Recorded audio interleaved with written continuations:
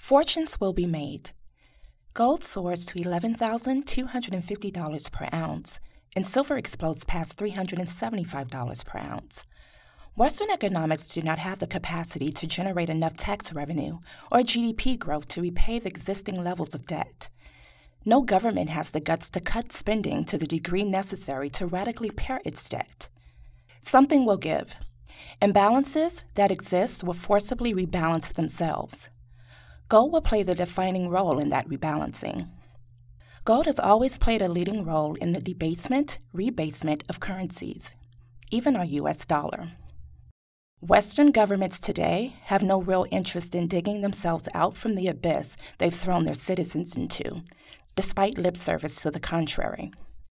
State debt is the greatest of reasons to continually take private wealth overtly and covertly through inflation, taxation, and ultimately outright confiscation. Extreme debt requires a currency crisis to repair. In a currency crisis, the people always lose faith in the local money. And that kind of crisis is tailor-made for an explosive move high in the price of gold. The dollar is no longer linked to gold in any fashion, so no one has any reason to pay attention to the ratio at the moment. That will change. No matter how you value it, gold is radically mispriced today relative to the size of the monetary base and the very real risk that the quantity of Western debt overpowers government's ability to control it, as well as the government's inability to ultimately control the beliefs of people who will not allow their wealth to vanish because of inept government fiscal and monetary policies. When Western governments realized that the failed Keynesian model of printing more and more currency units and taking on more and more debt is not the answer to fixing the problems of the global financial crisis, gold will take on a life of its own.